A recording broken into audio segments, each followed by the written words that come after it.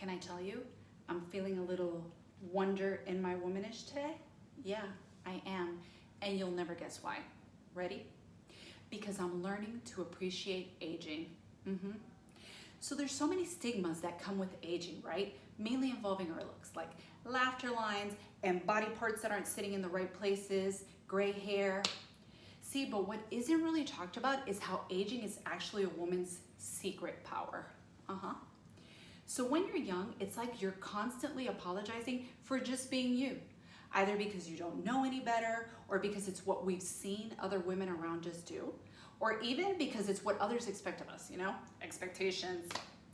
And then one day, boom, you wake up and none of those things matter anymore. And then you're no longer trying to accommodate everyone else. You know what I mean?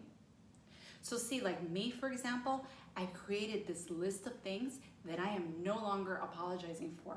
I'm not.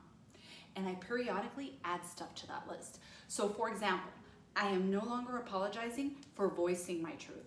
I'm not, because whether the world understands my decision-making, my convictions, or my priorities doesn't make them any less real. Because my experiences are just that, they're my experiences, and I don't need anyone to endorse my truth in order for them to be validated. So yeah, not apologizing. And then there's investing in myself. See, when you have kids, all your resources, all your time, all your energy goes to them. And I mean, just because I have kids doesn't mean that I don't have a life, right? I mean, even though they would argue that. So doing the things that I want to do, buying the things I want to buy, and going to the places that I want to go, independent of them, is not only perfectly fine, but necessary, demanded, and I would argue in some instances, even a requirement for my sanity.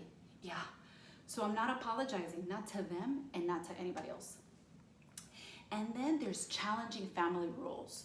So just because it's the way that it's always been done or something that's been believed for like forever, doesn't mean that I have to continue doing it the same way. You know what I mean? Or that I can't like change things up. Like, who cares if I don't store my pots in the oven like everyone else? Seriously, yeah. And some feathers are gonna be ruffled in the process, and that's okay. They can just comb those right back into place.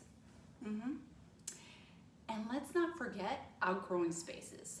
So just because a certain place or space was familiar for a season, doesn't mean that I have to like grow roots and die there.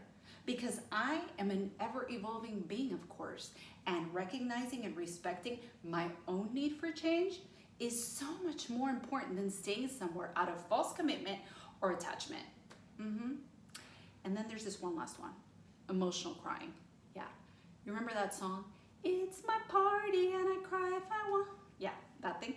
Well, crying, just in case you didn't know, is super healthy, an excellent source for releasing toxins from the soul, and it reduces wrinkles, mainly the reason why I do it. So I won't apologize for that either. And this unapologetic list, all of this and more, is developed through aging. Yeah, that's right. And that right there, that's the wonder in my woman. Yeah. Well, not the aging part, the unapologetic part. Perspective.